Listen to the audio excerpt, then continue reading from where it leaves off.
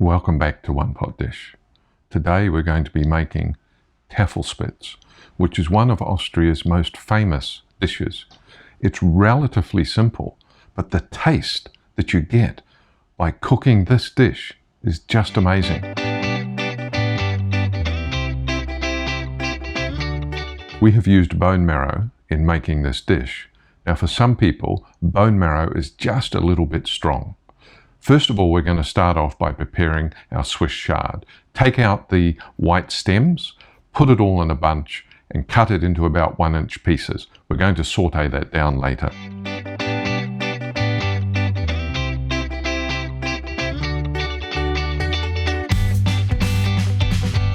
Let's start by putting the water in our Instant Pot, and in goes the beef.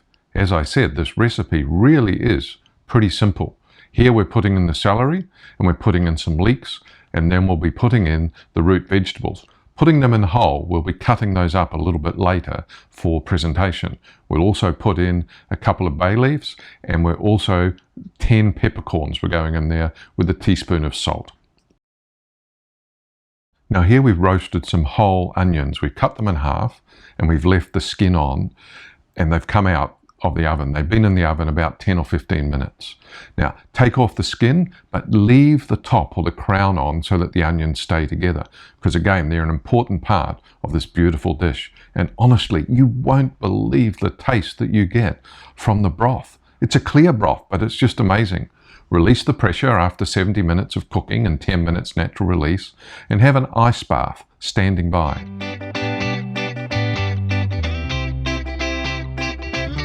Take the beef and put it into an iced water bath. And we're doing this so that we can cut it and it stays together because it's so tender. Without chilling it down, it just won't have the strength to hold together. Also put your root vegetables in the water bath, take out the other vegetables and try the broth. Doesn't look much, but it's amazing. It's worth making the dish just for this broth. I kid you not. Anyway, let's move on, and now we're going to make our apples. That's going to kind of give us some of the sweet and the sour and the beautiful flavors of this very simple in a way, but quite a complex dish. Add about a tablespoon of water and sweat the apples down until they basically are very soft and you can mash them. While you're doing that, you can also dice up your remaining leek, because that'll be next into the pan. So mash the apples up with a potato masher or a fork and get them all nice and soft. Take them out or get a new pan, in goes some butter, in goes a bit of oil. I just love the way the butter dissolves.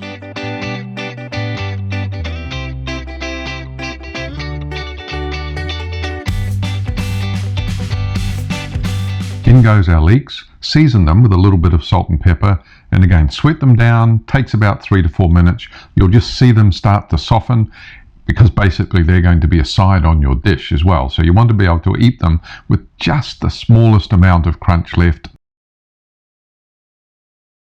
We're now going to repeat the process for the Swiss chard. Again, we're going to sweat that down. That only takes a couple of minutes. And again, it's going to look just beautiful. Don't forget to season it with salt and pepper.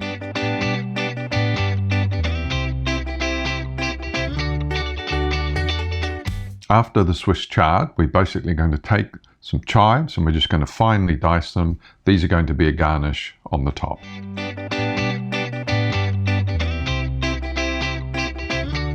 Our last job, before we're really ready to plate up, is to take our root vegetables that have also been cooling and cut them into bite-sized pieces, and a few in a fancy way as well, just to make the plate look nice. Do that for the carrots.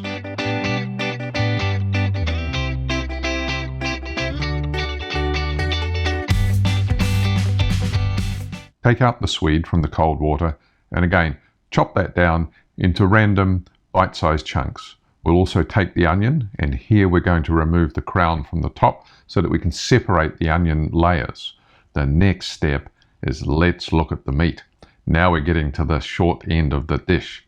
Look at the grain of the meat, because you want to cut against the grain. The beauty of resting it, like we've done in the chilled water, it holds all the protein together, which holds the meat together. It's absolutely tender.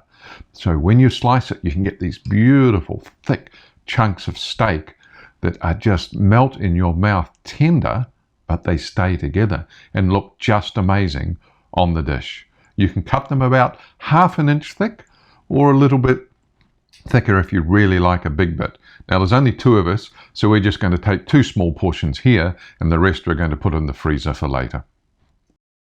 Now we're ready to plate up. First, let's taste a little bit of meat. That was delicious.